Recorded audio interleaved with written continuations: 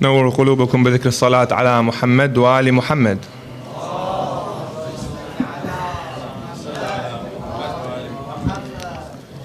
I'd like to warmly welcome you to the last night of the Ummul Baneen Majlis, and we're going to commence the program, the last night, with a Q&A session with Samahat Sayyid Moustafa Al-Qazwini. Before we start the Q&A, the Sayyid is going to give a quick short talk.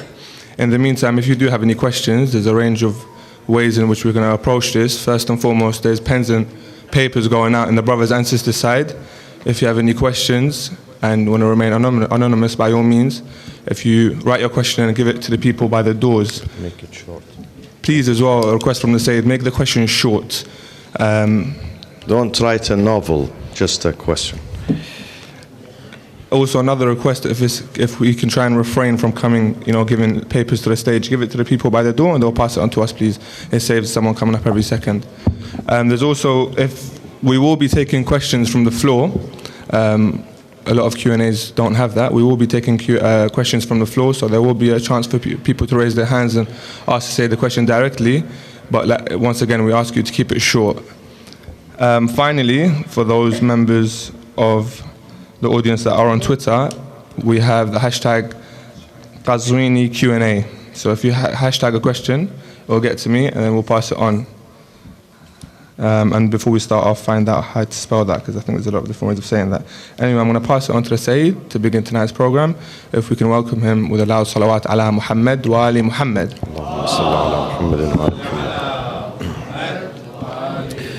Bismillahir Rahmanir Rahim. Alhamdulillahi Rabbil Alameen. Alhamdulillahi alladhi hadana lihadha wa ma kunna linahtadiya lawla an hadana Allah. قال تعالى في كتابه الكريم: أعوذ بالله من الشيطان الرجيم، بسم الله الرحمن الرحيم.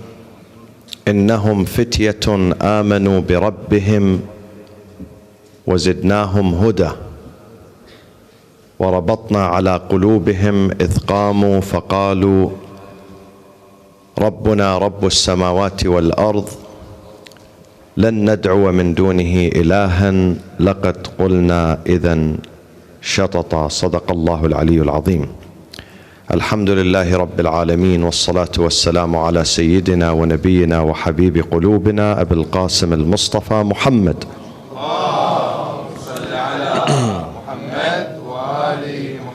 وعلى أهل بيته الطيبين الطاهرين المعصومين المنتجبين، وعلى الصفوة الخيرة من صحابته الميامين المخلصين، ومن تبعهم بإحسان وإيمان إلى يوم الدين.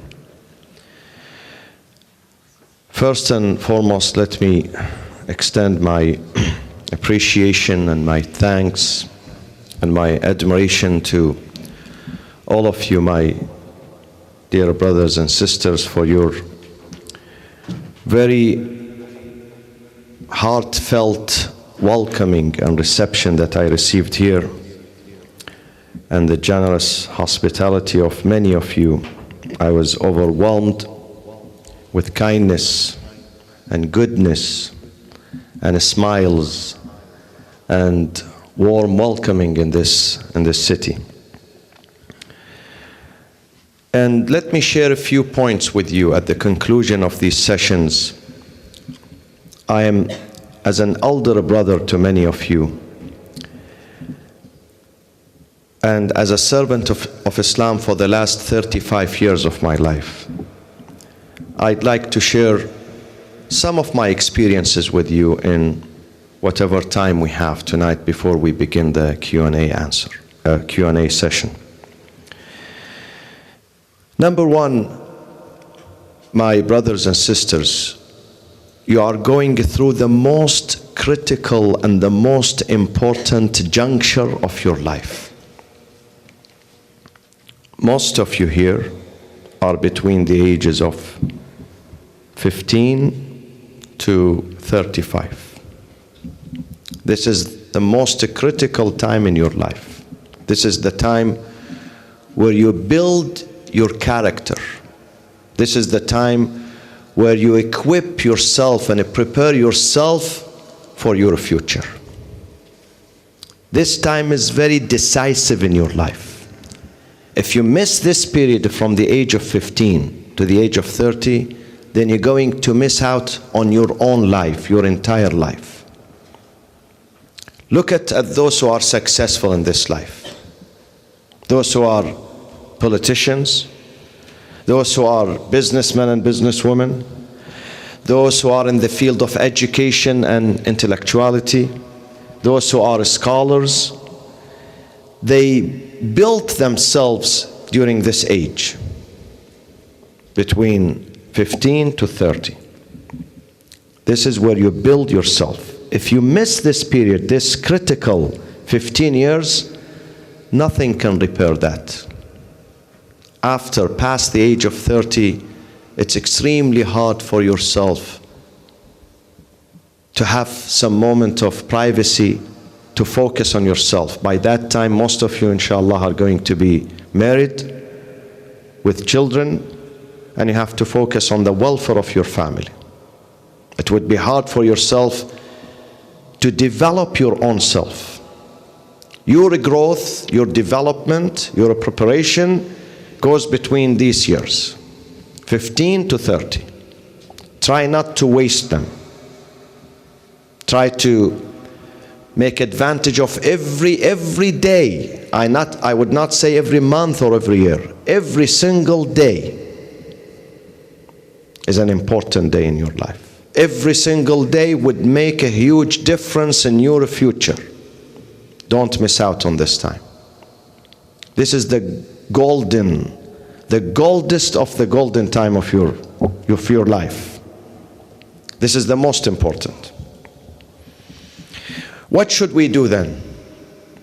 Number one, education and learning. Al-ilm, talabul ilm, seeking knowledge. All of you here, without exception, boys and girls, you have to learn, you have to excel.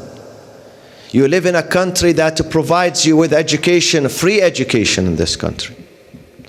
There are people in the Middle East, in India, in Africa, in Iraq, in Iran, in Afghanistan, in Pakistan, in other countries, who they dream of going to a college, a university, but they can't make it. For several reasons, they cannot make it. There are some boys and girls in some Islamic countries, they cannot make it to high school. What do you call the high school here? Secondary school. That's the highest thing. Oh, university. No, from 9th to the 12th grade. What do you call it here in the school? High school? Secondary? There's a few different ways of saying the same. Okay. So you get me, okay? You understand what I'm saying. There are some kids, I've seen them in the streets of some countries, including my own country, Iraq, at the age of 7 and 8 and 9. Small kids, they could not make it to a school for many reasons. Either they lost their parents, their father, their guide, or because of necessity, they have to bring some food to their families, or because of war and the political conflict, their school was bombed, was destroyed. You have this opportunity in this country. Education is free in the UK. You should finish your school. You should finish your college. You should finish your university. You should finish your BA and go for the master's degree and for the PhD. Because you have the time for it and you have no excuse here. You have no excuse that I could not get the good school here. People are coming from the farthest points of the earth, joining British universities, Canadian universities, American universities. And you are born and raised in this country. Education. Allah subhanahu wa ta'ala asked Dawood alayhi salam, Ya Dawood, inni mukhayyiruka bayna al-ilmi wal-mal, fakhtar ahadahuma. I give you two options. Wealth, money, or knowledge. Which one do you prefer? So David was thinking. Then he raised his head. He said, Ilahi, I would choose knowledge. When he chose knowledge, فَأَعْطَاهُ اللَّهُ الْعِلْمَ وَالْمَالِ. He received knowledge and he received wealth. When you have good knowledge, you're going to be a multi-millionaire. Don't worry about money. Knowledge and ilm brings money. Brings money. Some of you drop out of the school because I need to get some money. Wait, study, be patient few years. You may starve if you go to school. You may encounter some hardships. You may be lonely away from your family, but this is for just a period of time. 4 years, 5 years, 7 years, 10 years. After that, the season of harvest arrives, and you can harvest money. So don't think of dropping out of the school, my friends. Go to school and study. This is one type of ilm. The ilm that you learn it at the university here, Western University, academic university. We have another type of ilm, the Islamic knowledge. Beside going to the university and pursuing on academic studies, you have to learn Islamic sciences, Islamic knowledge, Ummul Quran, Ummul Islam, Ummul Fiqh. And there are nowadays, maybe, I would not say hundreds, but there are tens of Islamic colleges and universities throughout the world today. You have some of them here nearby. I passed by a few of them today, a couple of them here this morning. You have them in other parts of Europe. You have them in the Middle East, in Cairo, in Tehran, in Baghdad, in Yemen, in Beirut. You have universities online. You don't have to leave your house. I know many people, they did their BAs and masters and PhDs online. Online. Don't waste your time online just texting, sending pictures and, try to utilize this to learn. So side by side, academic studies and Islamic studies. A Shia, a follower of Ahlul Bayt, cannot afford to be ignorant. If someone asks you today, you guys the Shia, you do this and you do that, you believe that the Quran has been distorted, do you have an answer ready? Or you tell him, well, I don't know about this. If someone asks you, there are many madahib, many schools of thought, why did you choose to be a Shia? Do you have a convincing answer? Do you have a logical answer? Or you have an emotional answer? Well, I am Shia because my Amma Khanum, she was Shia and I learned from her to be Shia. You have to have a convincing answer. You have to tell him, I am Shia because of the following. And these are the differences.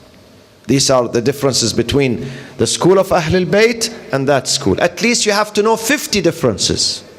50 theological and philosophical differences. Not that Ahlul, the Sunnis, they do this, and we, the Shia, we do Latmiyya. This is not an answer.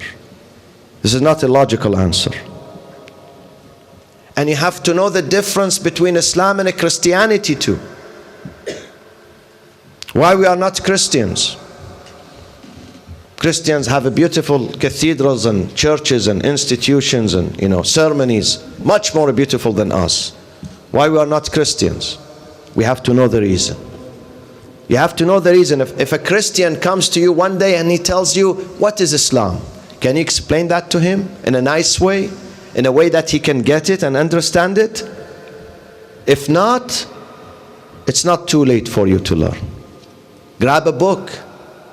Thousands of books. We have thousands of books in English today explaining Islam, the difference between Islam and Christianity, the difference between Islam and other religions. We have books on Shia Islam, why we are Shia, what difference it makes to be a Shia or a Sunni.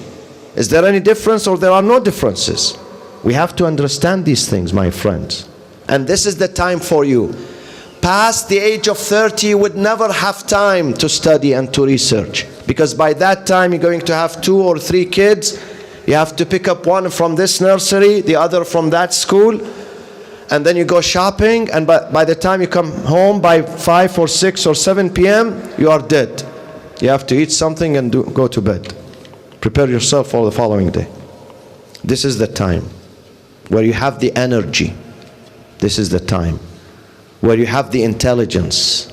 This is the time where you are not, overwhelmed by problems in your life. Al-ilm, talabul ilm. Al-ilm رأس كل خير يقول رسول الله صلى الله عليه وآله وسلم.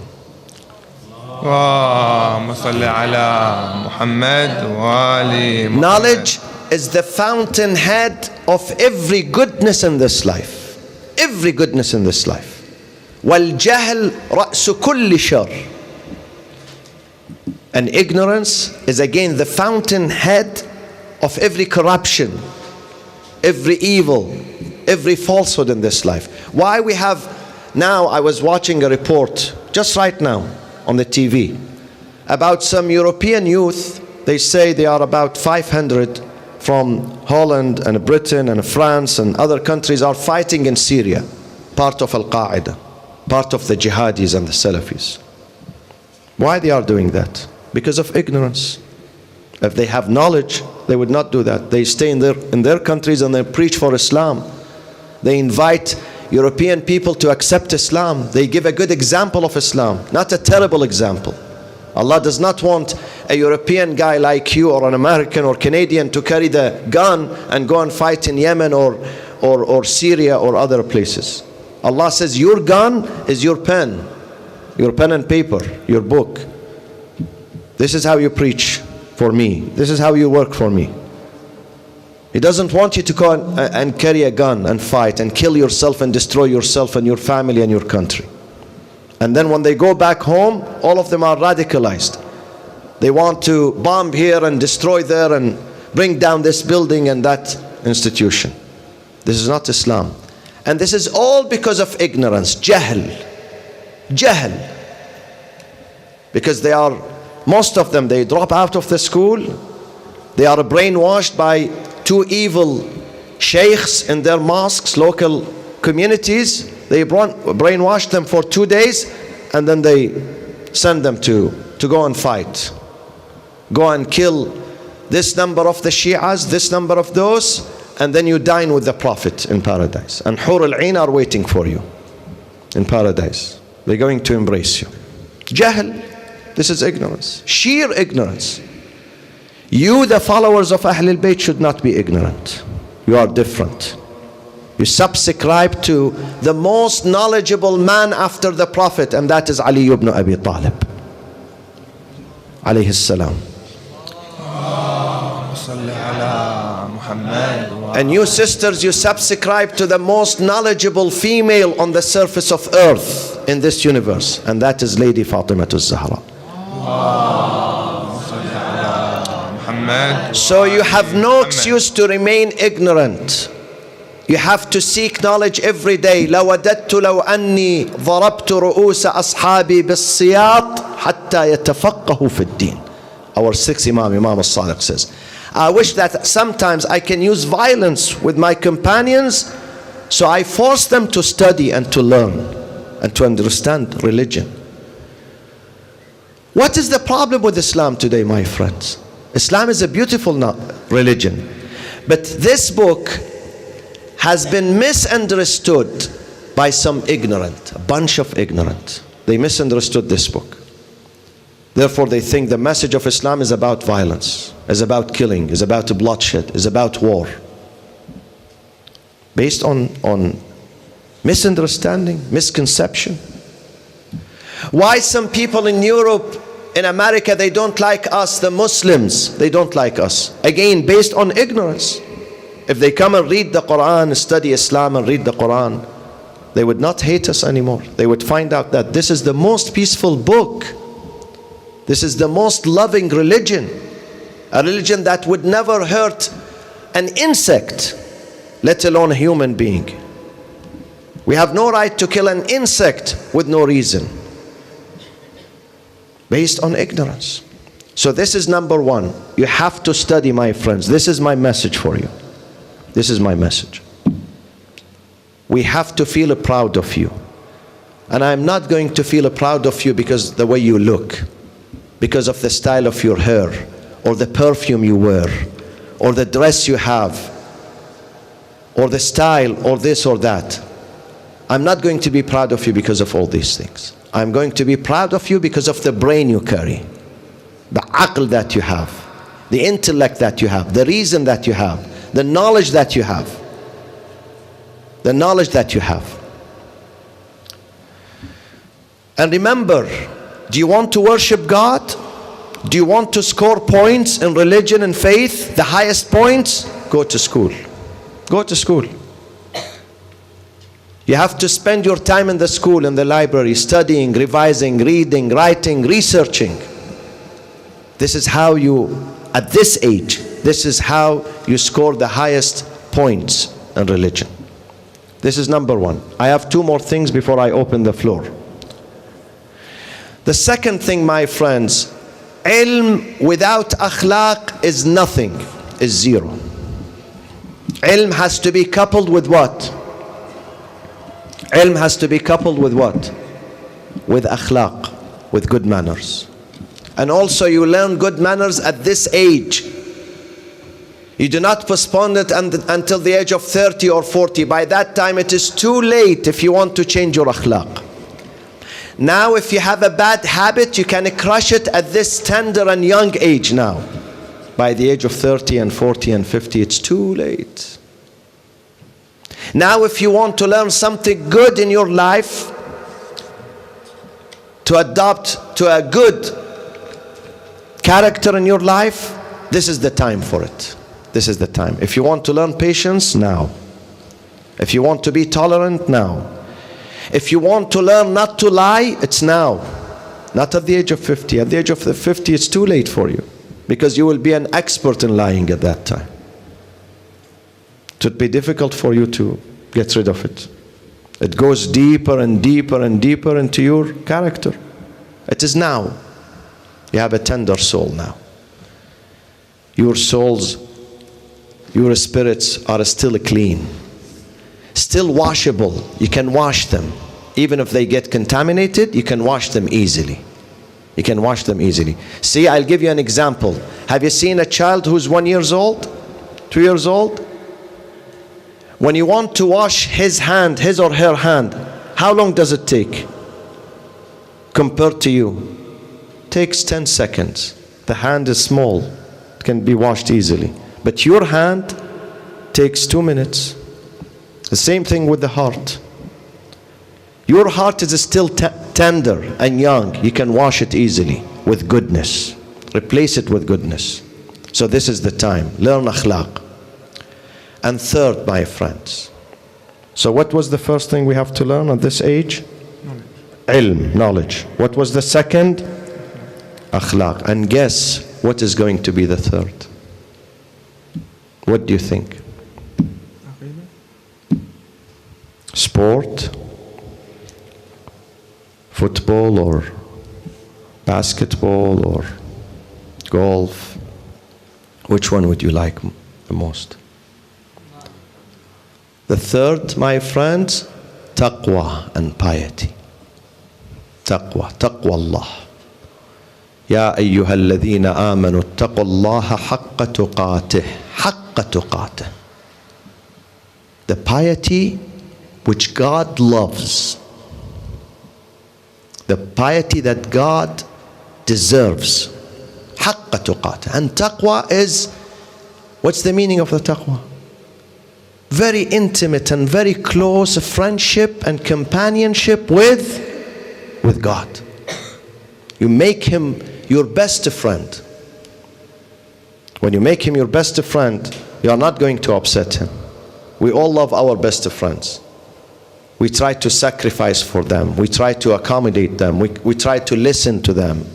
We don't disobey them. We don't make them unhappy. Allah is our best friend. One day those friends are going to desert us. Each one goes into his own direction. But Allah would not go. He would not leave you. He will be with you. One day you wake up, none of your friends are around you. None of your relatives. But Allah does not abandon you. He's a true friend. So fix your relationship with him. Man kana ma'allah, kana Allahu ma'ah. If you are with him, he will be with you. He left the choice for you. He says, my door is open. Any minute you decide to come to me, I would welcome you. But if you don't want to come to me, I cannot run after you. I can invite you once, twice, 3 times, 50 times, 500 times, but you have to wake up. If you are insist on your wrongdoings, if you are insist to create a gap between me and you, I cannot run after you all the time. So I'm willing to embrace you if you come to me. I'm willing. I'm willing. And believe me, my friends, if you ask me today, Moustafa, who's your best friend? Who do you think our best friend in this life? I personally have thousands of friends, almost in every continent and every country, thousands of friends. But my best friend is Allah subhanahu wa ta'ala. Because maybe those friends one day are going to upset us and disappoint us. They're going to disappoint you. But he would not do that. So what do we do? What is taqwa? Taqwa means if he says this is not good for you, believe him. Don't disobey him. I'll give you one example. Intergender relations, relationships between boys and girls. I know it is very hard to resist having a relationship, a friendship with the opposite gender. It's very hard before the age of marriage.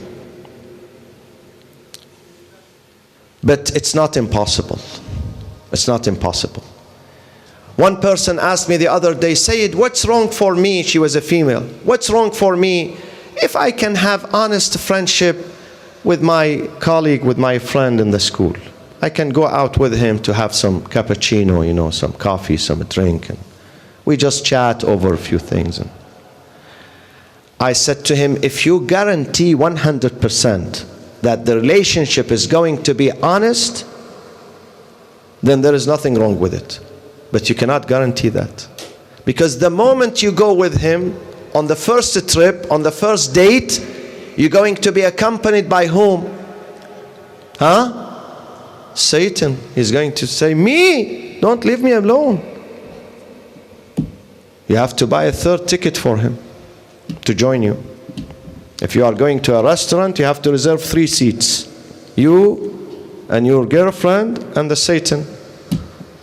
He has to be there. And this is not just me. This is the hadith of the Prophet sallallahu alaihi wa alihi wasallam. ما اختلى أجنبيان إلا وكان الشيطان ثالثهما ولا يتركهما حتى يوردهما الردى. Once two people who are not halal with each other, they are not a husband and wife. 2 strangers, ajnabi means 2 strangers, they are not mahram. They get together privately. Satan is going to join them immediately, and he would never leave them until he forced them to commit fornication. So be very careful. Don't tell me this is an honest friendship. There is nothing called honest friendship. Do you want to have an honest friendship? Wait until you get married and make your wife your true friend. Let her be your friend. Because if you do this, if you insist on going on dates, then you have to pay the price later on. Every action, every emotional action that you do, every emotional gesture, every emotional relationship that you have, it has a price. It has some repercussions later on. Sometimes you say, it's honest, I go with her for 2 weeks, 3 weeks, let's have some fun. And then we go back to our families. We go back to our bases safe and sound. This is not true. You have heart, you have mind, you have eyes, you have feelings. You are not a piece of material. You're going to interact with that person. And if it doesn't work good, then it is going to have repercussion. It's going to have some setback on your feelings, your psyche, your nafs, your life. You're going to pay the price. You're going to pay the price. Some of these relationships, failed relationships, result in depression. You may not notice it. Some of them may be not very obvious depression, but some emotional wound and injuries. So do not injure your spirit. Make yourself strong. These injuries are going to weaken you. When do you feel them? Maybe you don't feel them at the age of 20 or 30 or 40. You're going to feel them later on in your life. Why many people have anxiety? He's worried. He's worried about doing anything. You see him before, nothing wrong with him. All of a sudden, he's very worried. He's anxious. He's in a state of fear because maybe he did something 20 years ago. This is the result of a failed relationship, maybe 20, maybe 30 years before. He's paying the price now. So my friends, make Allah subhanahu wa ta'ala your good friend. Obey Him. Obey Him. Do not disobey Allah. If you are seeking success in this life, if you are seeking perpetual smile on your face, not perpetual sadness, perpetual smile and happiness and joy inside you, the heart, you have to strengthen this relationship with Him first. Man aslaha fima baynahu wa bayna Allah, aslaha Allahu fima baynahu wa bayna an-nas. When you fix your relationship with Him, He's going to take care of your relationship with the people around you. Sallu ala Muhammadin wa ali Muhammad. Allahumma salli ala Muhammad wa ali Muhammad. Okay. We thank the Sayyid for his opening short lecture. Very short, yeah. It was. We have a lot of questions, so we're going to start. Just a quick reminder, there's pens and papers coming around, so by all means write your questions. We will open the floor up to questions a bit later on. We've got just under an hour. And also for those who have Twitter, we have it very interactive today. The hashtag is Qazwini Q&A. So if you tweet your questions, I'll be able to get them from here, and then we'll also say QAZWINIQA. That's the hashtag. Okay, we're going to start with the first question, and I think it stems on nicely from your earlier lectures in regards to marriage. Assalamu alaikum. And it also follows on nicely in regards to your first topic about ilm. Assalamu alaikum. Why does Islam motivate to marry young when it is financially impractical? I'm guessing it's from one of the brothers. I want to get married, but it seems studying at uni isn't appealing to many parents. Your thoughts? Islam is not encouraging you to marry young when you are unable to afford marriage. Islam says if you afford marriage, do not delay it for no reason. For the fear of, well, I don't know what would happen to me, to my wife, to my kids, If you can afford it, emotionally, not just physically, emotionally, not just financially, psychologically, morally, you are responsible. You can, undertake this responsibility, then do not delay it. But Islam does not say you have to get married at the age of 16 or 17 or 18. No. Islam says whether you are male or female, even if you are 20 years old, 25 years old, if you are not ready for it, you think you are not ready for it, don't get married. Don't get married. Get married at the time when you are fully ready for it. Ahsant. We're going to try and keep it short and sweet because we have a lot of questions. Sayyidina, assalamu alaikum. If someone doesn't pray and knows this is haram and wrong, but is just lazy and indifferent when it comes to his prayers, how would you advise him or her? I tell them, try to begin praying. Even if you cannot pray 5 times a day, try to pray 1 time, or maybe just Dhuhr and Asr first, and then start to increase that number slowly. Try to increase that number. You're going to get used to it. You're going to fall in love with it. When you pray with the presence of the heart, your heart is present there. When you pray with reflection, with a humility, then definitely you're going to enjoy the prayers. If you have a problem with the prayers, then it means you have a problem with religion. Something wrong there is bothering you. You have to tackle that first. You have to find out what is it. It could be various elements that are bothering you. You have to tackle that first and start praying. Excellent. Question with a more historical basis. How can baby Muhsin, son of Fatima alayhi salam, be named if he wasn't born when the incident occurred?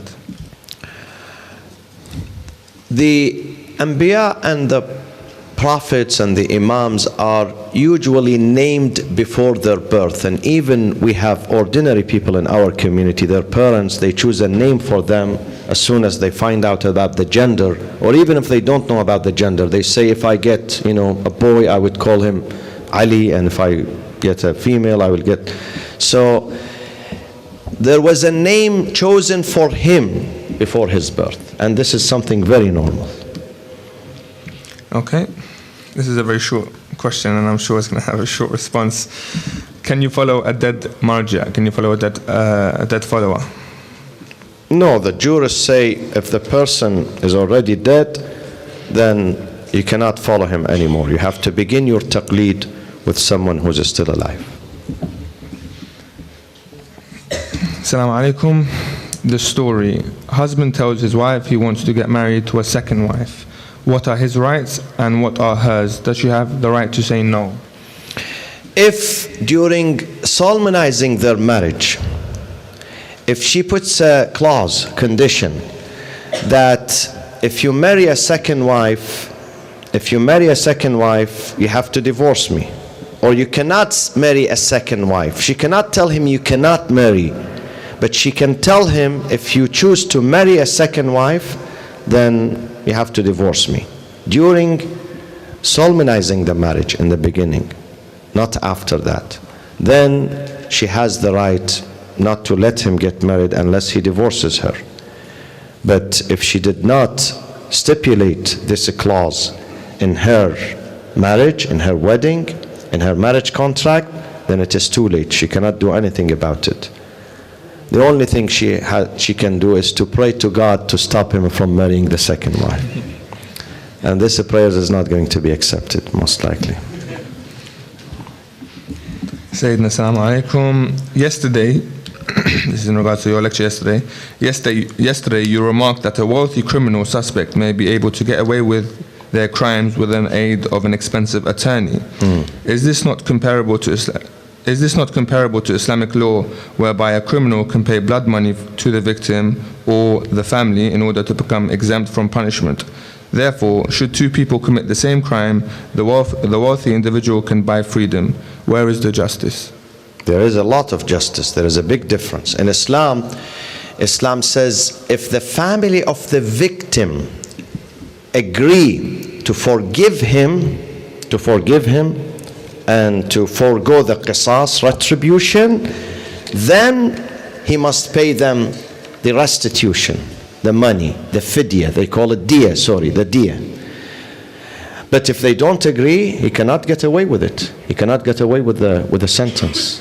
This is in case the family of the victim, they say, his children, his wife, his relatives, they come and they say, okay, we will forgive him. We will spare him his life. Then he has to pay the money, the restitution. But if they don't forgive him, he would be executed and killed. Thank you. We seem to be getting a lot of questions on marriage. This is one from the sister's side. If I am a girl who feels she is ready for marriage, how can I make it known? When I speak to family members, they don't take it seriously and tell me it's too soon. We have such incidents in the community. I've seen it, where the female thinks that she's at the age of 18 or 20 or 22 and she's really fully ready to get married, but her mother says, no, I know you, I'm your mother. The father says, I'm your father, I know you are not ready for it now. So it has to be in consultation with the family members. Sometimes we think we are ready, But we need to consult, my friends. We need to consult. I know many people, they think they are ready, but in reality they are not ready. When they are observed by people around them, they say, no, he's not ready. He thinks. Some of the females, the difference of males and females, the difference of you guys, the boys here, because you are physically ready for it, so you think you are completely ready, even if you are not emotionally ready. Because of the physical factor, most of the time. Because of the physical desire, most of the time. You think you are ready for marriage. But that does not mean you are completely ready. Because it's not about physical, physical pleasure only. For females, it's not because of the physical, because of the emotional. They want to be with someone. Especially if they are not fully happy at home with the surroundings, with her siblings, with her father, with her mother. There is always conflict. So she thinks that if I can flee the house and find, this, nice man, this saint, this angel, so I can spend my time with him. She thinks she's ready just because to flee the house, but that does not mean she is completely ready. So I think she has to consult with her parents and she should consider her parents' view when they tell her you are not ready. Sensei, seeing as we have a trend with the marriage questions, there's only a few more, then I'll change the topic. What is the most efficient and accurate way of making a khira, in particular a khira relating to marriage? Istikhara, which is consultation with Allah subhanahu wa ta'ala, comes as a last resort, my friends. Do not begin the journey by istikhara. First of all, you have to see whether this, person fits you. Is she compatible with you, with your values, with your religion, with your principles? You have to study each other. You have to ask about each other. And not just by, liking someone. I saw her in a session and she, speaks very nicely and softly and mashallah, the way she walks and no, this is not enough. You have to study each other. You have to ask about each other. You have to investigate. You have to hire a private investigator sometimes from the Scotland Yard, to investigate on each other's records. Really, I'm serious, not very serious, but I am serious. And then if you cannot find the right answer and you are still hesitant, then you go and take the istikhara with someone who knows to interpret the verses of the Quran for you. Because some people, they begin with the istikhara, they like this person, they want to marry him, and they begin the istikhara and the istikhara turns out to be bad. Oh, Sayyid, why the istikhara is bad? I don't know why it's... So, I disagree with istikhara, with taking the istikhara in the beginning. The istikhara has to be at the end. If there is a need for istikhara, sometimes I advise you, if you can find the right answer, there is no need for istikhara. Because al-khiratu 'inda al-hira, when you are confused, not when you have the clear answer. If there is a clear answer there, you don't have to take istikhara. We've received our first interactive tweets. So the next question is going to be I'm not going to say the names. This is via Twitter, Sayyidina. Dear Sayyid Al-Qazwini, what is the best way to deal with sectarian violence through media? Very good question. The best way, my friends, is to present at least ourselves. Let me talk about we, the other branch of Islam, which is Shia Islam, the followers of Ahlul Bayt. We have to use logic when we speak to the other side. Allah has endowed us with logic, and the school of Ahlul Bayt is based on reason and logic. So when you use this is the best way to combat the other side. Don't use emotions. Do not curse, my friends. Don't curse. Cursing is not going to get us to anywhere. Cursing is going to escalate the tension and the mistrust between the Muslims. When you have logic, strong logic, You can knock them down with your logic. You don't need to curse. You don't need to curse. Sometimes when you have logic, when your argument is strong, the effect is much more powerful than an atomic bomb. So why do you have to curse? Those people who curse, those who cannot approve themselves, they resort to cursing and swearing. And cursing is not the tradition of Ahlul Bayt alayhim as-salam. Inni akrahu lakum an takunu sabbabin. Imam Ali alayhi salam says to some of his followers, I hate for you to become cursers. Don't curse. Uthkuru a'malahum. Say what Muawiyah did, but don't curse. Don't curse. With cursing, we are going to nowhere. To nowhere. This question follows on nicely from that Sayyidina. Is it right to send the curse of God on 1, 2, 3 in public? I think he or she means la'na. No, it is not advisable, neither it is the tradition of Ahlul Bayt to curse 1, 2, 3, 4, 5, 6 in public. You may curse in a private, in your heart, but not in public. Ahsant. We're going through them very quickly because, like I said, we have a lot of questions. We will open up the floor to questions if anyone has any questions in about 5 minutes or so. Interesting question, Sayyidina. Can we claim that the blood of the Imams is najis? This is a controversial issue, my friends. Controversial issue among the scholars. Whether their urine and their blood is clean or unclean, there is a debate. And I plead to you, my sweeties, don't ask such a question, please, because it is completely irrelevant to you. You are sitting in London here, England, 2013. What difference it would make for you whether the blood is najis or not najis? Do you want to draw blood from them now? You know? So don't ask such questions. One day a person comes to Imam Ali and he wants to ask such questions here. Imam Ali said, if I give you the answer, what difference it would make? Would it increase your knowledge? Would you benefit from that? So ask questions that are relevant to your deen, to your behavior, to your akhlaq, to your society, to the crisis that you are living now. What is the first crisis we have now? Let me ask you, who can volunteer? Raise his hand. What is the major crisis we have among ourselves now, today? What is it? What is it? Huh? Tell me, what is it? Do you want me to help you? You can't tell me? You don't have the courage to tell me? I would tell you. The biggest crisis you have today is the family crisis in your own family. In your own family. Either your parents, they don't talk to each other, or if you are married, you have a problem with your spouse, or if you are a father, you have a problem with your son, with your daughter, or you have a problem with your own siblings. This is the problem we have. Let me fix this problem first. Let me ask about these questions.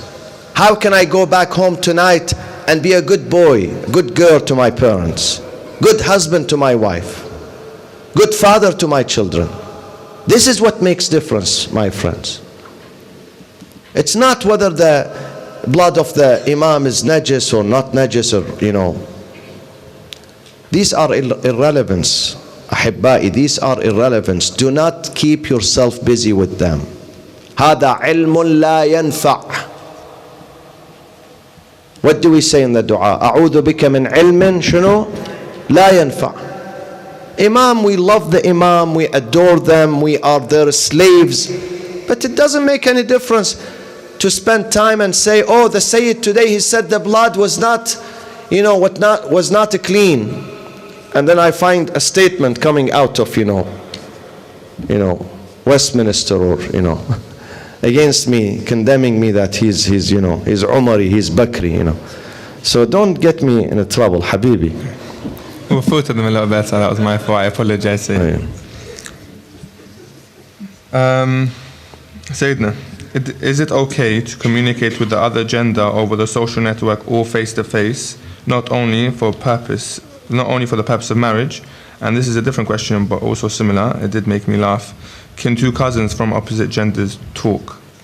Two cousins? Yeah, from opposite genders. Yeah, we are not saying talking to each other is a taboo, is strictly forbidden, and she has to wear the burqa, you know, and I know some cousins, they don't even greet each other, you know, when they go to each other's homes, you know. They don't even say salam. This is too much. This is too much.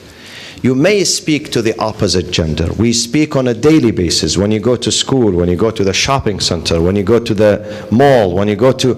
We do interact with them. But you have to be serious. For instance, you have a friend, a co-worker, you have to talk to her sometimes. You have to talk to her for serious issues, things related to the work, but not more than that. You may not ask her, okay, you know, does your husband come back home late or early? This is none of your business, you know. I'm giving you an example. So we have to avoid things that would ultimately lead into undesirable situations. And in regards to the social networking, Facebook, Twitter? Yeah, if the talk is serious, if someone asks you a question, for instance, what do we have at Muhammadi Trust tonight? Do they have Timman Qima tonight or not? You can answer this question, but not more than that, because keep it very strict, keep it very serious, and keep it to the point. No more than that. Of course. Yeah. Next one, I think it's from the brother's side. Are tattoos haram, e.g. tattoo of Imam Ali, sword of Dhul Faqar, and underneath is scrawled, i.e. scholars Sayyid Sistani. So jurisprudence. Yeah. Sayyid, Hafidhahullah, may Allah bless him, says that if tattoo and tattooing is associated with the people who have no faith, then even if it is the picture of Imam Ali or his sword, or, you know, it is not appropriate and it should be avoided, because it is associated with people who have no faith, with people who are not decent.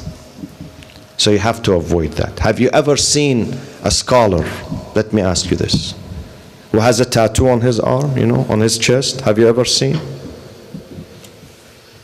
They don't do that, you know. They love Imam Ali. Imam Ali is here in my heart, but I don't put the tattoo there. So it's not appropriate. It's not. And my advice for you, both genders, my brothers and sisters, avoid tattoo, because you know you're going to regret it 10 years later, believe me. And I read a report that when they remove it, it's very painful. So save yourself some pain, huh? And it is not covered by the government, they tell me. You have to pay for it. Yeah. So don't do that. Don't do the tattoo. Next question is on Twitter, and then we're going to open it up to the floor. What is the jurisprudence advice on going to mixed gyms and swimming pools? It's not allowed. It's not allowed to go to a mixed swimming pools, definitely.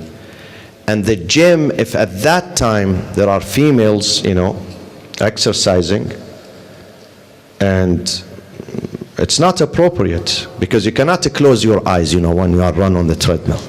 You cannot do that. It's dangerous.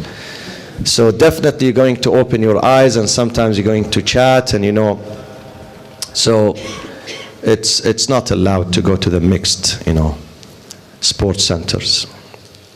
Okay. Next question we'll open up to the floor before we take the questions from the papers in front of me. Has anyone got a question they'd like to pose to the Sayyid?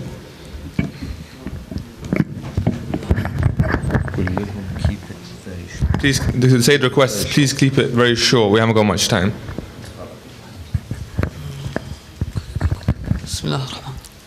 Assalamu alaikum, Sayyidina. Alaikum assalam. In our aqidah, we believe, for example, Imam Mahdi alayhi salam is rahmatullah al-wasi'ah wa qudratullah. But in our Shia theology, in Tawheed, we believe the features of Allah, sifatul Allah, aynu dhatih. So the qudra, rahmah, is all one. So how can this be? And how can Imam Mahdi be rahmatullah al-wasi'ah if sifatullah, aynu dhatih, the rahmah is one, the qudra is one? The tolerance is one. Assalamu alaikum. Alaikum assalam. Thank you so much. When we say this Imam or that Imam is Rahmatullah, then we mean that he's a reflection. He's one of the reflections of God's mercy. And there is nothing wrong with that. God sometimes, He bestows some of His own qualities on others. Some of His own qualities that exclusively for Him, He passed them to others. Like what? An example of that in the Quran. What is it? Something very important that God passed to one man. And he started exercising God's power. What is it in the Quran? See, I tell you, you have to study, my friends, the difference between Islam and Christianity. Who was the one who resurrected the dead in the Quran? Isa alayhi salam. Was it by him or by God? By God. How do we say that? Where is it? It's in this book. وَتُبْرِئُ الْأَكْمَهَ وَالْأَبْرَصَ بِإِذْنِي. With my permission, with my leave. وَتُحْيِي الْمَوْتَى بِإِذْنِي. With my leave. So I have given you this. So God sometimes bestow some of His characteristics on certain people. And there is nothing wrong with that. And this is Aynut Tawheed. This is exactly, emphasizing the concept of monotheism. Salam Sayyid, this is a trend that we seem to find in our community. Can I develop my own views upon fatwas given by my marji, or do I have to follow each fatwa strictly? Developing your own views on the fatwa, if the marji is giving his final verdict, meaning the fatwa or the religious injunction, then you cannot develop any views on that. You have to take it as it is, because he did that out of, not out of guess. He spent some time deriving this law from the Quran, from the Sunnah, debating this for a long period of time, and then he presented that to you. So you cannot take part of it or add to it or modify it. We cannot do that. Ahsant. Next question. This is going to be a bit controversial. Shabab won't like you for this, but I've been asked to ask it. What can you say about smoking shisha? Halal or haram? It's very relevant in this society, Sayyid, as I'm sure it is in the States. I used to smoke shisha, and I regret every second of that. If I am reborn again, I would never approach it. I really regret. I used to sit with some scholars sometime in religious cities, and one of them brings, and then he says, "Tafaddal Maulana, please." And then we used to try it, and I really regret what I did. So I advise you not to get close to it. Don't do that. It's detrimental to your health. Not only your health, especially when you do it in a bad environment. Now sometimes some people do it in their homes, among good friends. But this is not the case with many people. They do it where? In the cafes, in the restaurants, in the streets. And the environment there is intoxicated. Morally intoxicated.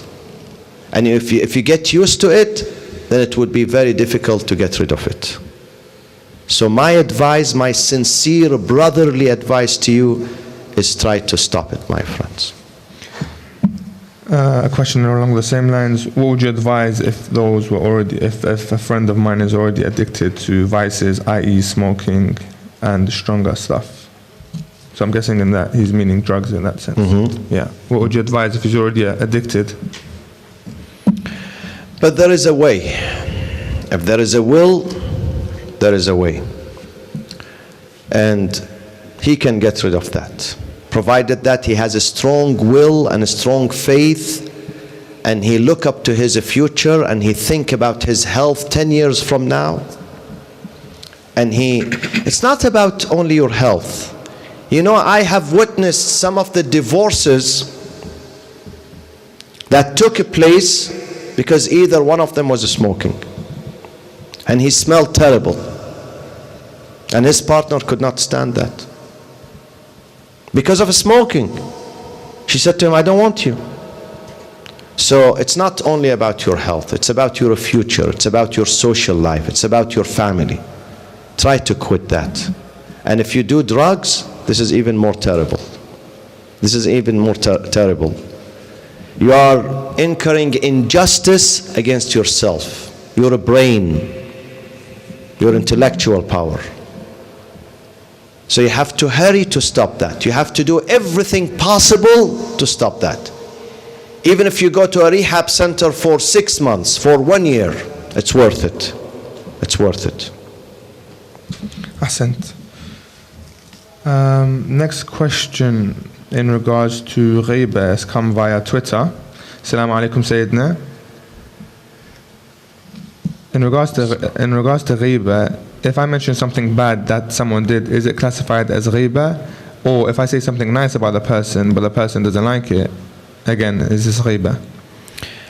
If he doesn't like it, al-ghiba, yeah, even if you think it's good. Al-ghibatu an tadhkura akhaka bima la yuhib. You think it's good, you are saying something good about him, but he does not want you to say it. He doesn't want you. He doesn't think this is good. So this is considered ghiba. What logical answer can I give to a non-Muslim about why it is permissible to marry 4 wives? The best logical answer you give is that we don't do that. We don't exercise it. How many of you has 4 wives here? How many of your families, your ancestors? Do you know, let me ask you this. Do you know of a person here in England or outside England that he has 4 wives? Do you know? Do you know? Give me an answer. This is a myth. Who can afford? We cannot afford 1 single wife nowadays, you know. Can we afford 5 or 4? No. The answer is to tell them this is just theoretical. It's not a practical. Nobody is practicing this. Because if you keep telling him, yeah, 4 wives and the society, he would never accept that from you. He would never. Muslims don't accept that from you. Can you convince a Muslim wife that her husband can marry a 2nd wife? Can you convince them? Do you agree, sisters, with this? Do you agree? You don't agree. So it's better not to talk about it. I'm going to open up the floor to any questions. I won't pass the mic because it's going to take too long, so if you just put your hand up. Tfadhal, Moustafa. Regarding the same question, we do get a lot of people with the Western society. They do point that out very, very clearly. And it's a bit tricky to answer with the 4 wives. Obviously, I've said what you've said, and it's still hard to get a good response from them. In regards to the 4 wives. Yeah, I get him. But tell them, have you seen anyone nowadays practicing that? Nobody's practicing that. Like the Mormon, you know, the Mormon in England, in America, we have the Mormon. Christian, have you heard of the Mormon? They are allowed to marry more than 4 wives. But this is a myth. I went to them last year. I visited their communities. None of them has a 2nd wife or a 3rd one or 4th one. It's a myth. So nobody practices that. So the best thing is to say, we don't practice it. We don't practice it. The same thing with beating wives, which is mentioned in the Quran. Nobody would practice that anymore. This is something used to happen a long time ago. And Islam addressed this for the people of the past. Nowadays, nobody is practicing this anymore. Some Shi'is seem confused by the notion of one Muslim Ummah. They interpret this as meaning we should adopt some of the Sunni sect's beliefs and routines. Can we have a brief explanation on the meaning of one Muslim Ummah, and must we compromise our Shia beliefs to be united as Muslims? One Muslim Ummah means that we can be united and work together without compromising our religious and theological principles. We can pray in one mosque, in one place together, a Sunni. In my mosque in America, in Los Angeles, I have many Sunnis who come on Friday prayers and they pray with us, and we have no problem. So we can have a unified platform without the necessity of, merging together and abolishing our theological bases. We don't have to do that. We can unify ourselves and work together, preserving our own peculiarities and our own differences. Ahsan Sayyidina. The next couple of questions are going to be in regards to Salah. We've got quite a few. Can we be sure that the prayer has been accepted and avoid thinking of, I can't read that word, and avoid thinking of entering our minds and forgetting all about focus? I think it's in regards to focus when one prays, and how do they know that that Salah is actually going to be accepted? The Prophet ﷺ teaches us Allahumma salli ala Muhammad wa ali Muhammad, that we cannot guarantee that any one of our work, anything of our work is going to be accepted. They said to him, Ya Rasulullah, hatta ant, including you? He said, even me. Even me, I cannot guarantee that my service to God, my worshipping is accepted. Illa an tudrikani rahmatullahi ta'ala. The mercy of God and His forgiveness is going to save me. Imagine, this is a Prophet Muhammad sallallahu alaihi wasallam. So our responsibility is to work hard to perform our prayers, our fasting, our charities, our duties in the best manner. We leave the rest with Allah. And the hadith says of the Prophet sallallahu alaihi wasallam, if a person throughout his or her life, 70 years, 80 years, if he does one single act of worshipping, if it gets accepted by Allah, إِذَا قَبِلَ اللَّهُ مِنْهُ عَمَلًا وَاحِدًا, one single act of worshipping, God does accept from him, لَمْ يُعَذِّبْهُ وَأَدْخَلَهُ الْجَنَّةِ. He would never punish him and He would admit him to paradise. One single act. Meaning, if you give a penny to a poor person, a loaf of bread to someone who's hungry, and God does accept this from you, then only with this act, you're going to make it to paradise. But can we make sure that this act is accepted? We cannot. How do we know? Because there is riya, ostentation that comes in the middle. During the prayers, during the fasting, during the hajj, during the donation, during my lecture when I give lecture. Ostentation, riya, which destroys the action and the deed. Ahsan. This one's a bit longer. Assalamu alaikum Sayyidina. Living in the West, we may find it difficult to keep our iman intact. As a result, many people find it difficult to refrain from sin. It becomes more dangerous, however, as a result of this, they become accustomed to sin. Muslims no longer feel any guilt for their behavior. The Quran itself mentions these people as having a veil, blackness over their hearts. How does one go about removing this blackness? We have to resort to Allah subhanahu wa ta'ala. This is why we have Thursday night. It's a night where Allah opens His gates for forgiveness through dua, through supplication. قطرة من الدمع في جوف الليل تطفئ جبالا من غضب الله تعالى. One single drop of tear in the middle of the night. You do it with sincerity. Nobody sees you, nobody around you. You stand in the middle of the night. You can't stand, stay in bed. Stay in bed. You are too tired to stand, stay in bed. And raise your head to Him. And tell Him, I'm sorry. Tell Him, I want to go back to you. But with sincerity. With a single drop of tear, you're going to extinguish mountains of God's wrath. Jibalan min ghadabillah. So this is the way. It depends on us. It depends on whether I'm willing to go back to Him or not. Ahsant. Sayyid, for a businessman, is it haram to conduct business with a dictatorship, i.e. the Middle East, one of the Middle East governments? If that business is going to cause some trouble and some pain and suffering for the victims, for the people, yes, it is haram to conduct that type of business. Ahsan. This is a question from the sister side. Assalamu alaikum Sayyidina. How do we help encourage our young generation to want to be one of the true followers, Ansar of Imam al-Mahdi Ajjallah Farajahu Sharif? Thank you. Azam Allah ajurakum. By being good to people, being a role model, being an example.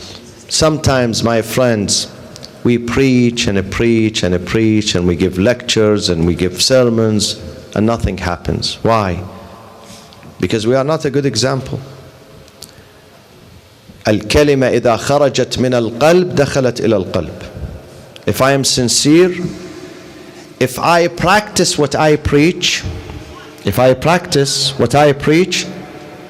then I am going to change people around me. But if I don't, I myself, I don't practice what I am preaching, I don't believe in what I am preaching, then definitely I am going to change nothing, neither myself nor others. So the best way to get the people closer to Ahlul Bayt is to show them the example of Ahlul Bayt, the manners of Ahlul Bayt, the forgiveness of Ahlul Bayt, the adab of Ahlul Bayt. When you walk, this is why I said argila is forbidden. I said the other night, if you are doing argila and the Prophet passes by, Fatima Zahra, would you keep doing and you say to them, Prophet, Salamu alaikum Habibi, I love you? Would you still do that? You don't do that. You feel ashamed. You feel ashamed of that. So don't do it now. Don't do it now. Maybe because Imam al-Mahdi is watching you and seeing you, who knows? Maybe he's seeing you. So don't do that. This is the best way of being good followers and good friends and good supporters of Ahlul Bayt.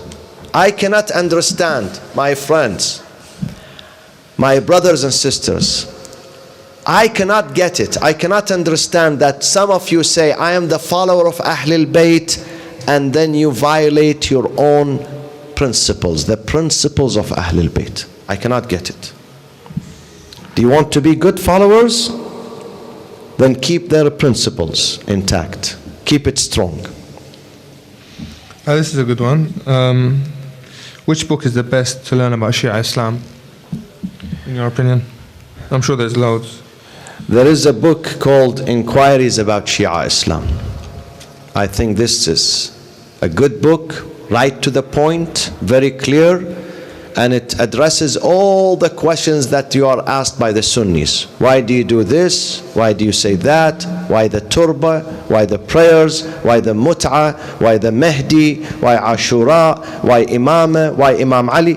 You have the answers, right to the point. Inquiries About Shia Islam. Okay. And you can find it, you can download it on iecoc.org. iecoc.org. You can download it for free. Okay, we're going to take the final last, I think 2 or 3 questions. I want to wrap it up. Firstly, Sayyidina, many speakers come and speak in London. However, they are from the Middle East and tend to bring a sense of sectarianism through the subjects of their lectures. Some would say that they are disconnected from Western audiences. What advice do you have for these speakers, and why are they? Sometimes the speaker is not from the Middle East. Sometimes he's from London. Sometimes he's from Los Angeles. Sometimes he's from New York. And he brings up sectarian issues. And he tries to escalate the sectarian tension. Not necessarily the Middle East. I disagree with this idea. It depends on you, my friends. If you want good speakers, open-minded speakers, good subjects, encouraging subjects, subjects that make us good Muslims, invite good speakers. And you can look at their lectures online, and you can choose. Today there is no lecturer who has nothing online. So you can look at their lectures, look at their style, look at the content, and if you think this is good for you here in the West, in Europe, in America, go ahead and invite them. If they are not doing a good job, don't invite them. Because it is we, the audience, who promote the speakers. We, the audience. The speakers, they thrive on us. They get popular at our own expense. So if we don't invite them, they have no audience to go and preach their message. Ahsant. I'll take this last question. I think I'll wrap it up. Might have a few more, but no, this is the last one. Fine. Sayyidina, Assalamu alaikum. Looking at examples from the Prophets and Ahlul Bayt alayhi salam, we are always taught to replicate their behavior. Yet living in a different age and society, it is somewhat difficult to replicate in a mirror image way. How do we achieve a balance between following their morals yet keeping modern without overstepping the barriers? Replicating them is not required. Amir al-Mu'mineen says, "Ala wa innakum la taqdiruna ala dhalik." I'm not asking you to replicate me, to copy what I am doing. I'm eating only one loaf of bread. I'm not asking you to do the same.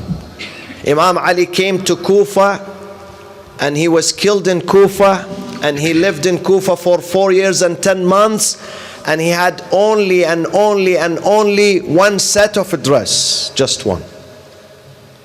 And one day he was standing on the pulpit, Friday prayers, giving the sermon, and he was doing this. The boy said, "I asked my father, is Imam Ali feeling hot here? It's warm?" He said, "No, Imam Ali has just washed this set of dress and he doesn't have any other. So he's trying to dry it." But Imam Ali is not saying you have to have only one set of a dress. No. He says, وَأَعِينُونِي بِوَرَعٍ وَاجْتِهَادٍ وَعِفَّةٍ وَسَدَادٍ. Fear God. Be careful of God. Don't do something haram. Imam Ali does not say don't ride a good car. Don't live in a beautiful house. Don't have a beautiful office. Don't eat good food. He's not saying that. He says do all these things, but be in control of the dunya. Do not let the dunya control you. You have to be in charge. Be in control of the money. Do not let the money dictate on you. This is the difference. You may have the money. You may have the money. You may become a multimillionaire, but don't let that money controls you. You control the money. This is what he wants from us. He does not say, well, be a homeless person, don't eat anything, stand the whole night in the prayers, and don't sleep next to your wife. He never said this.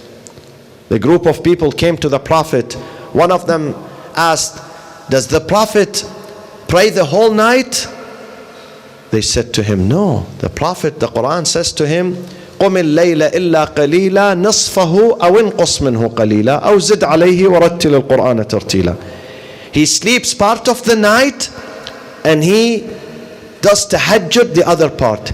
He said, wow, this is terrible. He's the leader of Islam. He must stand the whole night.